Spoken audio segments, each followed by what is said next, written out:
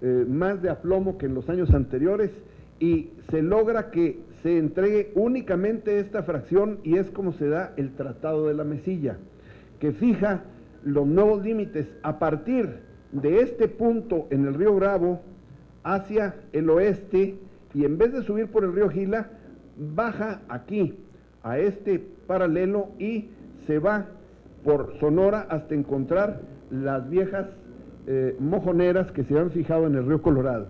Es así pues como tenemos esta frontera, que es el punto medular de esta reunión.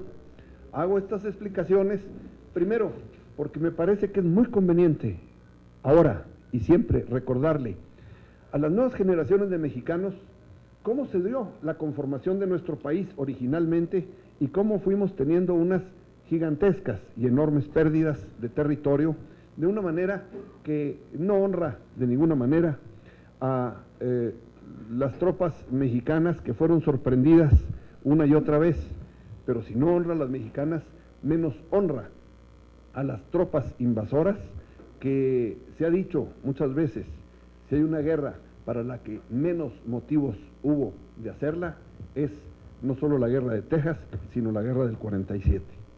Es así pues como tenemos la nueva frontera, y paso a explicarles a ustedes en qué consiste.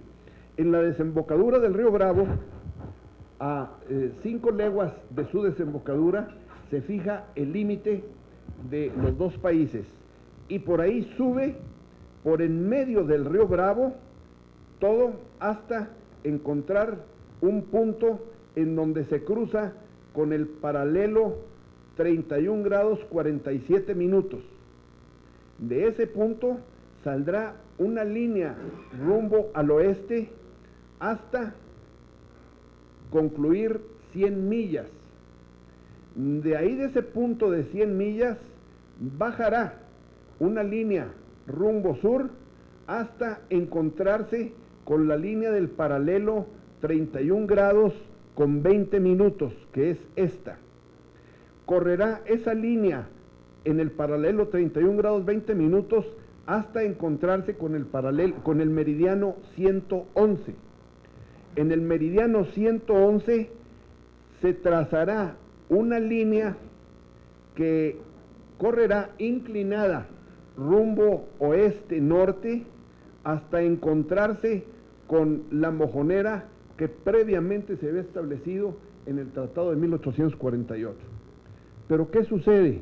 Y esto es un punto sumamente importante, que a la hora que se hace la verificación de las 100 millas que debe haber de este punto en donde se cruzan el río y el paralelo 31 grados 47 minutos, nos encontramos con que aquí no son 100, sino que son un poco menos de 99 millas, lo cual nos da un faltante de 1.668 metros aquí, en esta parte de la frontera.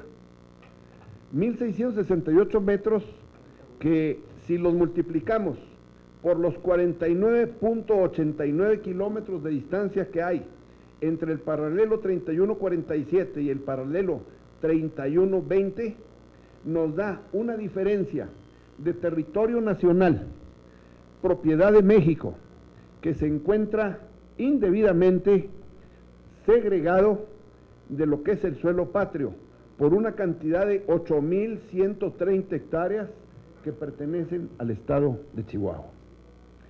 Con otra circunstancia, en el caso de levantar muros, alambradas, barricadas, bardas o cualquier cosa, tendría que levantarse sobre la frontera acordada y no sobre una frontera de facto. Aquí, estos 1.668 metros no pueden ser tocados porque esos son territorio nacional.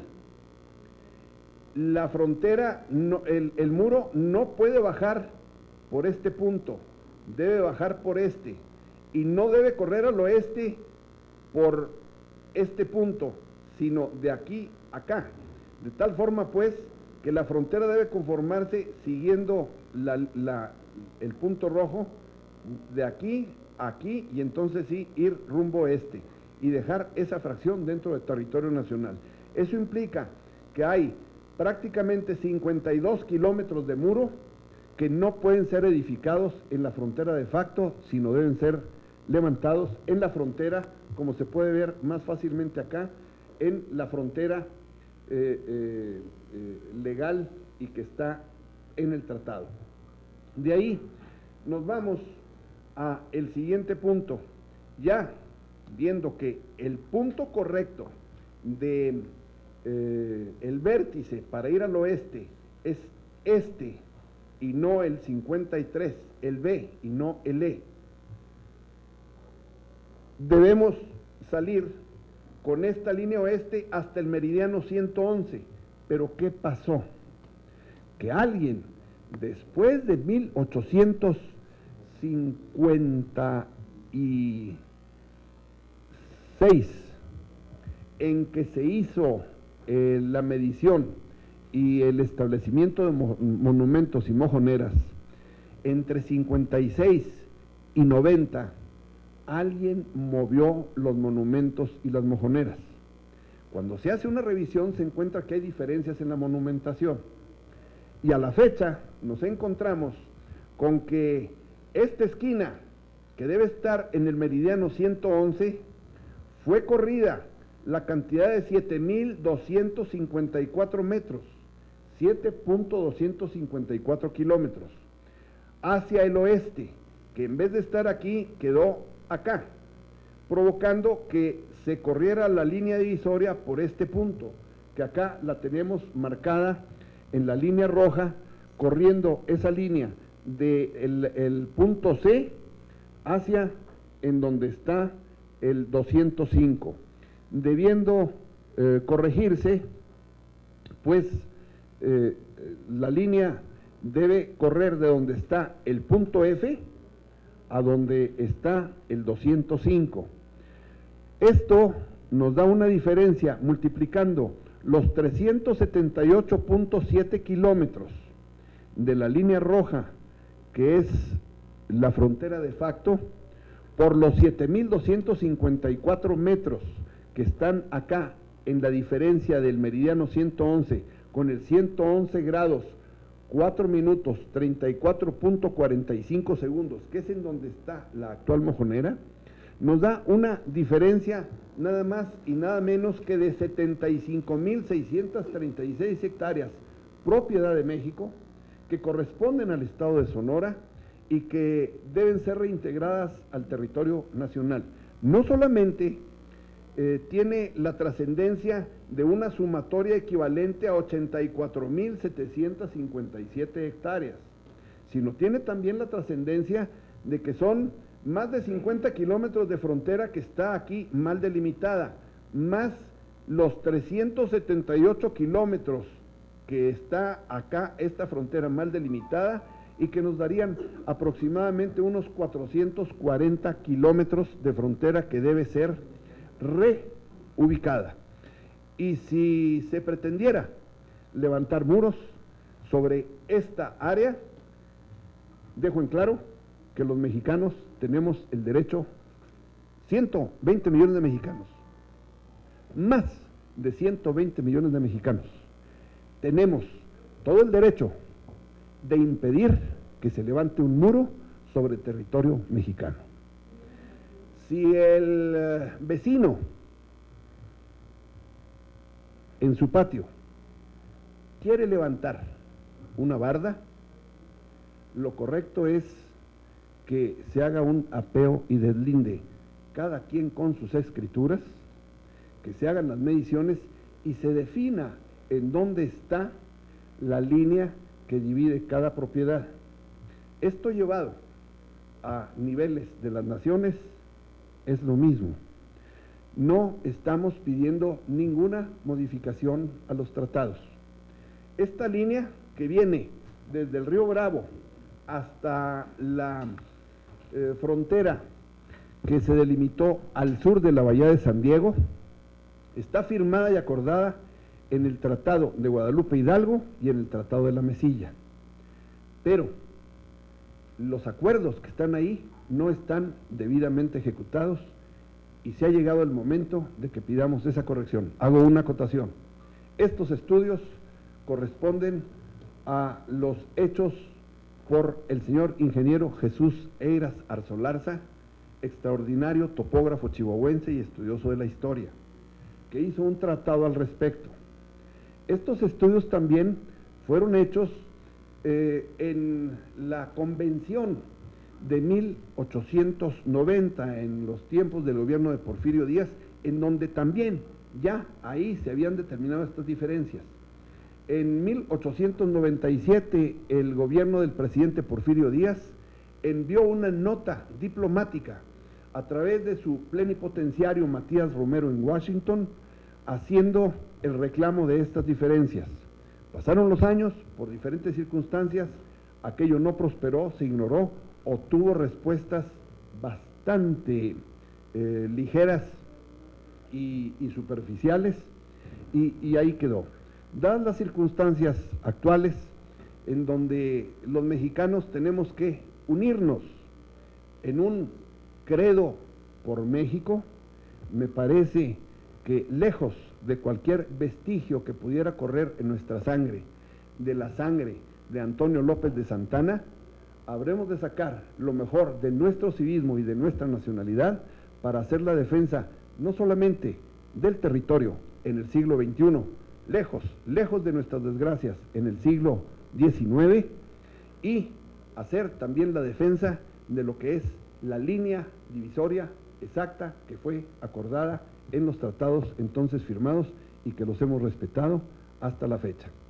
Esto es básicamente lo que deseo plantearles y señalar que necesitamos unirnos todos los mexicanos, que estoy planteando esto a el Senado de la República en un punto de acuerdo para que estas tesis que estoy presentando y documentando en el punto de acuerdo se corroboren con levantamientos topográficos satelitales que tienen una gran rapidez con la modernidad de la tecnología y que nos permite a la brevedad corroborar lo que es esta tesis y hacer las gestiones ante el Departamento de Estado, ante nuestros vecinos, con todo el respeto, pero también con todo el derecho que nos asiste, para que, siguiendo un principio de buena vecindad que hemos sostenido como divisa de las relaciones exteriores de México, de el arreglo de nuestras diferencias a través de la vía pacífica y del diálogo, y sobre todo buscando ante la comunidad internacional que se conozca cuál ha sido el papel que ha desempeñado México y los mexicanos en el desarrollo de los Estados Unidos, no solamente en el siglo XIX, sino inclusive en el siglo XX y en el siglo XXI, con una gran aportación de esfuerzo en una frontera que es ejemplo internacional y es envidia internacional, porque en esta frontera tenemos millones de transacciones diarias y de tránsito de vehículos y de personas que lo envidiarían muchísimos países. Aportamos a los Estados Unidos una importante fracción de lo que es su comercio y su economía, porque tenemos una relación que ha superado nuestras diferencias del siglo XIX y que nos ha llevado a conformar un bloque económico que es también ejemplo de eficiencia y de eficacia en el mundo competido del siglo XXI. Muchas gracias y estoy a sus órdenes para lo que deseen preguntar. Tenemos registradas dos preguntas. La primera es de Leticia Robles de Excelsior.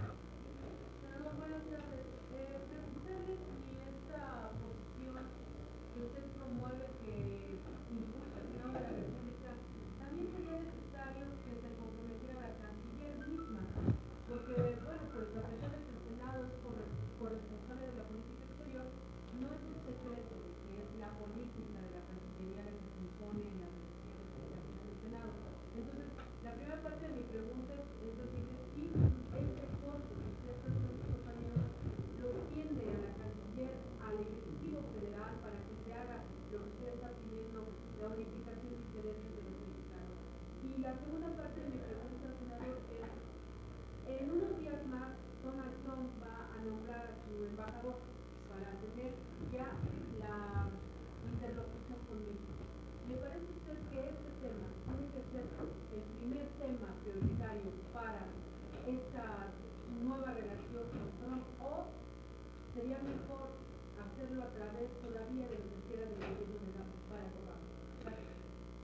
Bueno, en primer lugar quiero decirle que este país es una república democrática, representativa, y que nuestra democracia ha ido mejorando con una gran presencia plural en el Senado, que el Senado tiene el carácter de concentrar en él todo el espíritu de la República, que este es un asunto toral para el Senado, pero no exclusivo. No es exclusivo del Poder Legislativo y ni siquiera del gobierno, lo es del Estado mexicano, porque el Estado mexicano se conforma de pueblo, territorio y gobierno. Como estamos hablando de asuntos graves de aspecto territorial, la intervención debe ser en defensa del Estado mexicano, de pueblo y gobierno. El gobierno en todas sus áreas responsables. En primer lugar, lo estoy planteando para el Poder Legislativo en el Senado, que es quien tiene la atribución, y luego para el gobierno federal en el área del jefe del Ejecutivo en lo que es relaciones exteriores. Y este es un asunto en donde nadie debe ir solo. No es un asunto nada más del Senado, ni nada más del Poder Ejecutivo. Es del Senado, del Poder Ejecutivo y del pueblo de México. Por otra parte, lo que me decía referente al embajador, yo creo que este es un asunto que lo estoy planteando de urgente resolución. Siendo de urgente resolución, debe irse haciendo el trámite y el estudio corroborando las tesis aquí planteadas, para que a la brevedad que las circunstancias permitan, se haga el planteamiento. No, de ninguna manera va esto enfocado a una administración en el gobierno de los Estados Unidos. Esto va enfocado a una circunstancia de México, propia de la administración actual y, claro, con un catalizador que acelera nuestra reacción, como sucede con todos los catalizadores en química. Acelera nuestra reacción porque hay una constante de que se va a levantar un muro, y si llegara a levantarse ese muro, que señalo, es un muro que tiene graves inconsistencias, por lo siguiente, punto muy importante y que lo señalo: la frontera está conformada por 3.214 kilómetros. De los 3.214 kilómetros tenemos 2.101 de Río Bravo y 37 de Río Colorado. O sea, tenemos 2.138 kilómetros que no son amurallables. Estos kilómetros van en una vía fluvial, con F, que corre por en medio de los dos ríos. Así está en los tratados. Por lo tanto, ahí no se pueden levantar muros. Me parece que el planteamiento de levantar un muro para separarse de una manera tan drástica del vecino presenta un desconocimiento de la topografía, puesto que, le digo, hay 2.138 kilómetros que no son amurallables, independientemente de la serie de dificultades que presenta el terreno en montañas, o en desiertos, o en arroyos, o en ríos, que están en esta frontera, que no resulta fácil, y que ya en varias ocasiones las empresas que han tenido los contratos para levantar estos muros en Estados Unidos han fracasado y han perdido muchos cientos de millones de dólares, y que no lo digo yo, está consignado en los estudios que se ha hecho al respecto de los últimos 15 años. Por otra parte, a mí me parece que si el asunto se corrobora por los estudios técnicos, topográficos, satelitales, como lo estoy planteando, deben girarse las notas correspondientes al gobierno de los Estados Unidos, independientemente de quién esté encabezando esa administración. Y hago un recuerdo también, en el año de 1854, en este punto, aquí en El Paso, las grandes crecientes del río Bravo, por lluvias, desde Colorado y Nuevo México, en las Rocallosas, donde nace el río Bravo, tuvo una gran creciente que provocó una inundación segregando 240 hectáreas de territorio nacional. El presidente Benito Juárez envió las notas reclamando la devolución de esas 240 hectáreas, que es el llamado conflicto del Chamizal. Pasaron 103 años de litigio internacional, en donde el Tribunal Internacional de La Haya le dio la razón a México, y al final se lograron recuperar, por acuerdos que se hicieron en los tiempos de los presidentes López Mateos, Díaz Ordaz, Johnson y algo de Kennedy, se lograron recuperar 170 hectáreas de las 240. Yo hago votos para que no tengamos que esperar 103 años para que se reconozca el derecho que México tiene sobre estas fracciones del territorio nacional y sobre esos 450 kilómetros aproximadamente de línea que está mal trazada. Espero haber contestado su pregunta. La última pregunta es Angélica Mercado, de Milenio.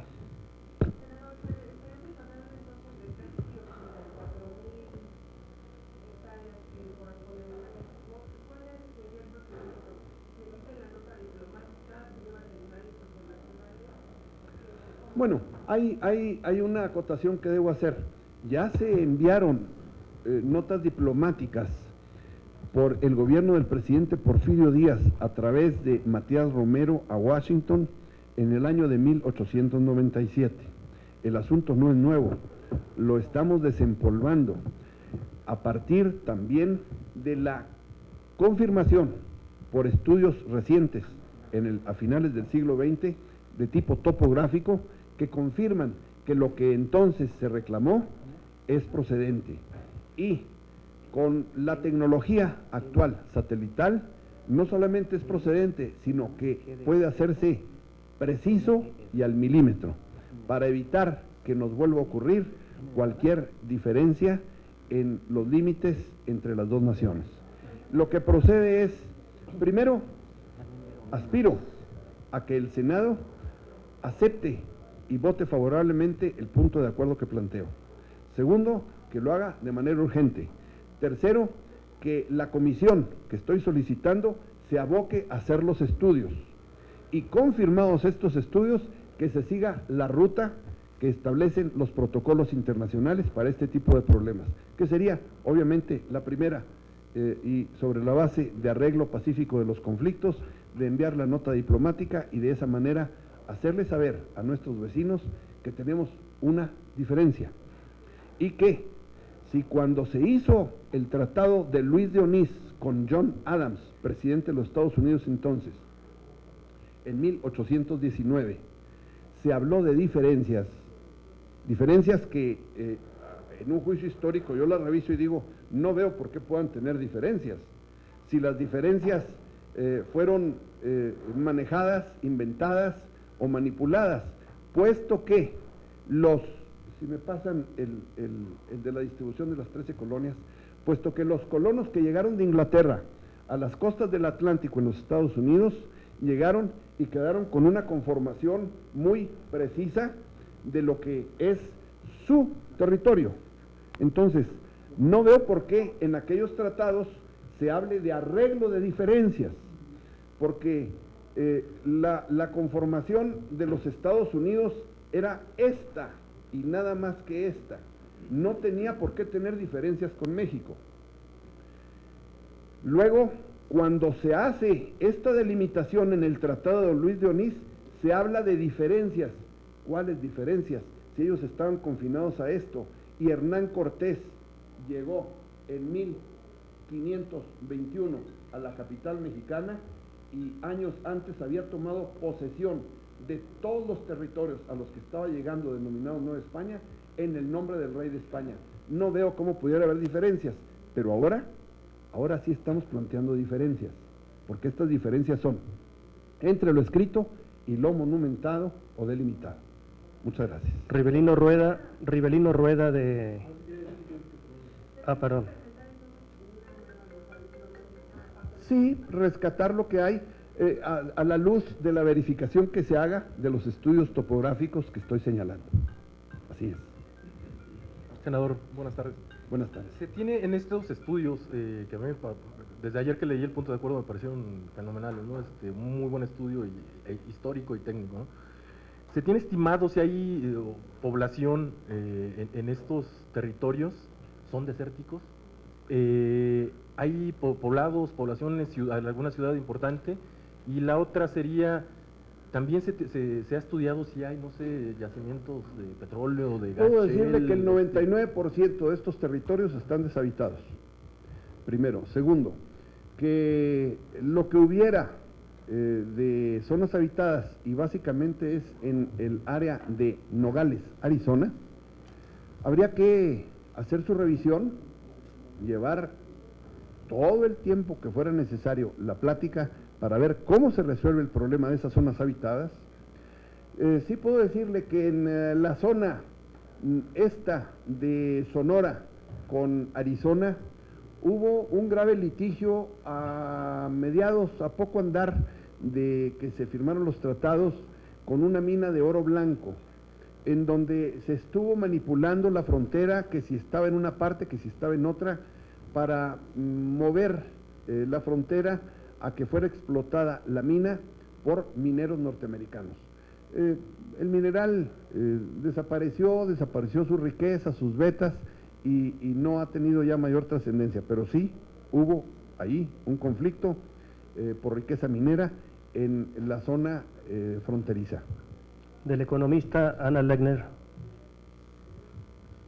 Hola, buenas tardes. A mí me gustaría preguntar cuál es su opinión acerca de la funcionalidad de las notas diplomáticas, ello porque hemos visto que en diferentes eventos o incidentes, por ejemplo México, Egipto, se han enviado notas diplomáticas, pero realmente no han acelerado ni los procesos de investigación, ni han motivado mayores cambios. Bueno, las notas diplomáticas están implícitas en la doctrina de México de arreglo pacífico de todos los conflictos. Entonces, debemos sostener que una piedra angular de la política exterior de México es justamente una nota diplomática como inicio del diálogo para establecer en ese diálogo la solución de conflictos, desacuerdos o diferencias. Primero. Segundo, no es lo mismo una nota diplomática entre vecinos remotos, entre países remotos, que entre vecinos inmediatos. Y tampoco es lo mismo una nota diplomática que tiene características de urgente e indispensable para que se pueda desarrollar una edificación a lo largo de nada más y nada menos que de una frontera terrestre que implica 1.113 kilómetros, y que si se va a levantar un muro a lo largo de esos 1.113 kilómetros, necesita hacerse el apeo y deslinde, como lo hace cualquier vecino cuando va a levantar una barda. Entonces, es el inicio válido. Buenas tardes, senador. Muy interesante lo que nos presenta hoy. Yo quiero preguntarle si Donald Trump se atreve a levantar el muro así, además de contravenir estos tratados históricos de Guadalupe Hidalgo, de la Mesilla, ¿estaría incurriendo en una invasión al país? Por un lado, y por el otro lado, ¿el presidente Enrique Peña Nieto sabe de todo esto? De estos estudios, de estos análisis que se están haciendo respecto a la división fronteriza. Bueno, quiero expresarle que como senador de la República expreso total y absoluto respeto a nuestros buenos vecinos, como los denominó Mario Gil en un libro de los años 50, 60 del siglo pasado. Expreso nuestro respeto a nuestros buenos vecinos, porque además hay una circunstancia.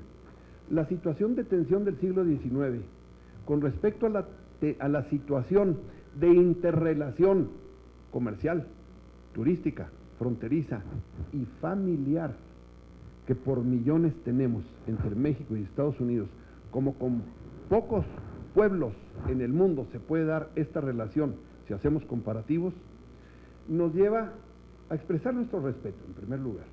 En segundo lugar, yo quiero decirle que con el señor Trump no tenemos por qué pelear y ni siquiera discutir.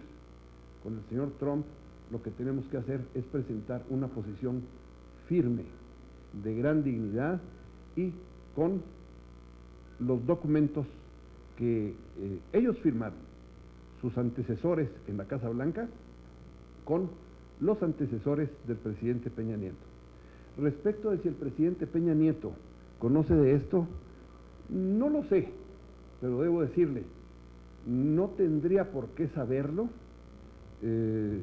necesariamente, porque es un asunto que está bastante empolvado, que no lo conoce el común de los mexicanos, sino solamente algunos estudiosos de la historia y de las circunstancias diplomáticas y de los tratados, y que lo saco a colación por una afortunada circunstancia de haber conocido personalmente al que hizo estos estudios, y por haber tenido un trato personal con él en mis tiempos de presidente municipal de Chihuahua y de gobernador del estado, además de la admiración y la devoción verdaderamente que tenía para un hombre tan serio y de tanta calidad profesional como el señor ingeniero Jesús Eiras, que es con base en esos estudios, que además él me los entregó hace 20 años para que los revisara, y cómo en esta condición de senador, en noviembre del año 2012, preparé estos materiales. Por la prioridad que tenían una serie de tareas en el Senado, se fueron posponiendo, y llegamos a esta legislatura y en este periodo, y se encuentra precisamente la posibilidad de presentarlos, y es lo que estoy haciendo. Obviamente me parece que los puntos de contacto que tenemos en el Senado con la Cancillería son un conducto ideal para que se le haga saber, no necesariamente y en primera instancia al presidente de la República, sino a las áreas responsables de relaciones exteriores, para que de la mano el Senado, Poder Legislativo, con el Ejecutivo, en el área de relaciones exteriores, vayamos llevando este asunto en defensa de nuestros derechos y de nuestra condición de vecinos, a los que nos ampara el derecho y a los que estoy seguro que cualquier instancia internacional, la comunidad internacional, nos dará la razón. La comunidad internacional debe saber, y necesitamos hacerle saber, que de ninguna manera podemos aceptar la descalificación que se ha hecho de nuestros connacionales en Estados Unidos. Una circunstancia de delincuencia de un individuo y de mala conducta de un individuo, o de unos pocos, o de unas docenas, o de unos cientos, de ninguna manera puede ser la regla general con la cual se califique y descalifique a millones de mexicanos honestos y trabajadores. Esto pues me parece que no es un asunto de pelear ni con una persona, y menos aún con el jefe del Ejecutivo de los Estados Unidos. Es un asunto de plantear con dignidad y ante la comunidad internacional, y en primer lugar con nuestros vecinos, la circunstancia de diferencias que tenemos que arreglar. Cerramos esta conferencia de prensa con una precisión de Rivelino Rueda. Senador, nada más de proceso legislativo. Ayer se publica en la Gaceta, mañana lo presenta en tribuna, va a la Junta de Coordinación Política, ¿es cierto? Este punto de acuerdo es para que la Junta de Coordinación Política vea la posibilidad de crear esta comisión. ¿Estoy en lo correcto? Se presenta al Pleno del Senado mi punto de acuerdo con varias peticiones. Una, que sea de urgente resolución, lo cual debe ser acordado por las instancias correspondientes en los órganos del Senado. Dos, que se estudie el caso asignando una comisión especial, o asignándole el caso con la urgencia que corresponde a la comisión que el Pleno estime conveniente. Por otra parte, que se revise en dónde se han levantado muros de una frontera equivocada, para que se haga el señalamiento de que esos muros están mal puestos. En el punto que sigue, que con la urgencia correspondiente se establezca cuál es la frontera que México, con base en la documentación que tiene de límites, firmada y signada, no solamente por el presidente de los Estados Unidos, sino ratificada por el Senado de los Estados Unidos, México tiene el derecho a exigir que se respete esa frontera y por lo tanto a detener de una manera total, absoluta y tajante cualquier avance que se pretenda hacer en el levantamiento de un muro en una frontera equivocada, porque lo estarían haciendo en territorio nacional y no sobre la frontera.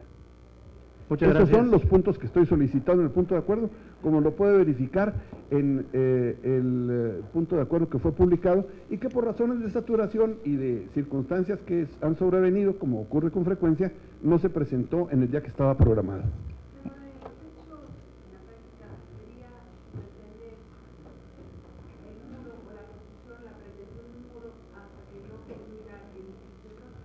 No, en los hechos es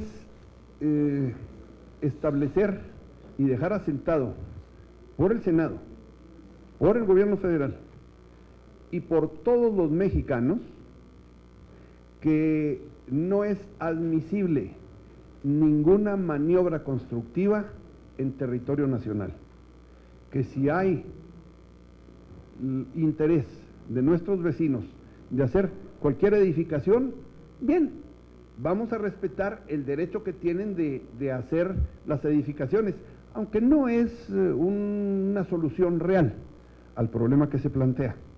Mire, ¿qué frontera más grande y más amurallada puede usted encontrar que el mar Mediterráneo, como gran muro entre África y Europa?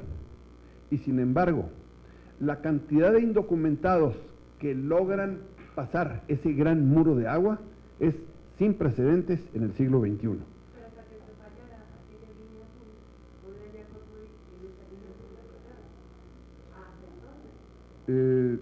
Me parece que yo, con lo que conozco y que aspiro a que lo conozca la comisión y que lo conozcan los mexicanos, lo que puedo decirle es que no hay ningún derecho de que nadie levante muros fronterizos en donde no es frontera. Y por lo tanto, con ese carácter urgente, estoy pidiendo la intervención de todas las instancias que para estos casos se requieren y que de esa manera se impida el que se construya un muro en un área que no corresponde. Muchas gracias. Le estamos entregando el material vía electrónica para el apoyo informativo de sus trabajos. Gracias.